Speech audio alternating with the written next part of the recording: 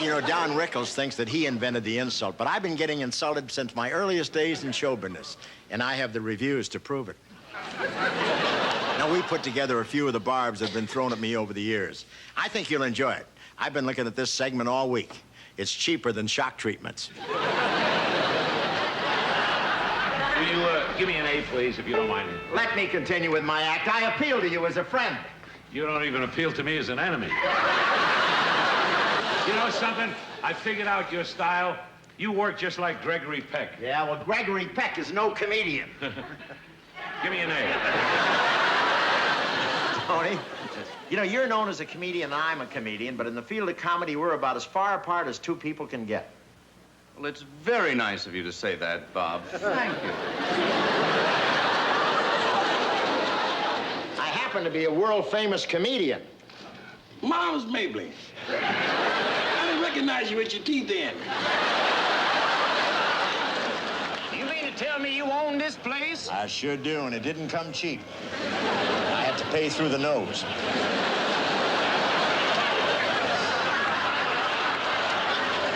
It's nice of the man to wait that long for his money.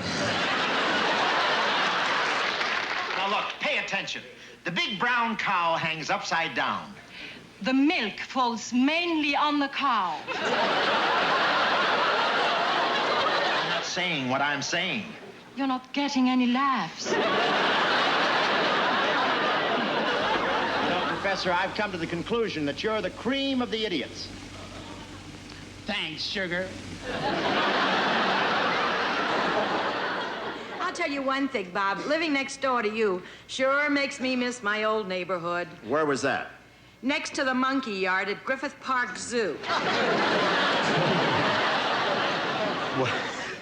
Well, you've grabbed a slew of gold records in your great career, and you're always way up there in the charts. What's your secret? Well, there's no secret, Bob. I just stick to the good old standards. People never get tired of hearing familiar things they've heard 1,000 times, but I don't have to tell you that.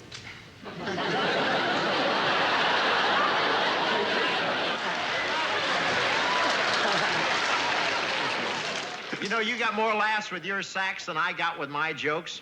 Actually, I was just learning to tell jokes in those days. Well, Bob, I finally learned to play the sax. Well, I don't know how you women stand it. Why? What do you mean? Well, the mud packs, facials, massages, hours under the hairdryer. It's ridiculous. You're so right. By the way, Antoine said to say hello to you. Television is a 21-inch parking lot for used comedians.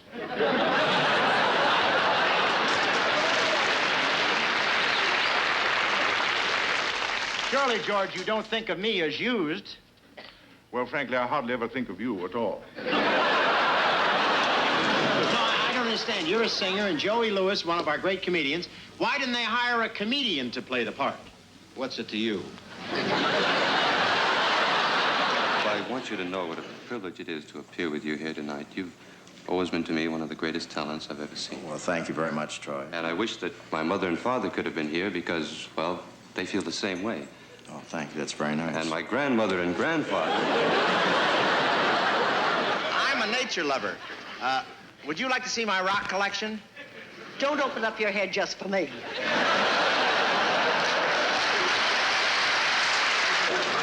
What is it you want? Well, I'm taking over, you know. I'm replacing you. You, the new coach? Absolutely. I can't believe it. It's like replacing Air Force One with a skateboard. You remind me of someone, but I can't think of who.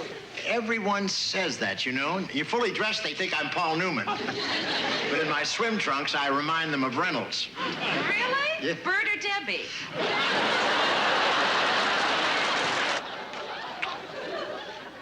Well, what do you think? I think I'll buy an electric blanket. You know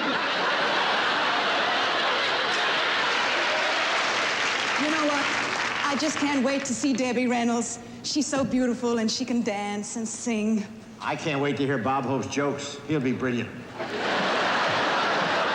Now, you see, there's the difference between you and me, Father. I'm expecting entertainment and you're expecting miracles.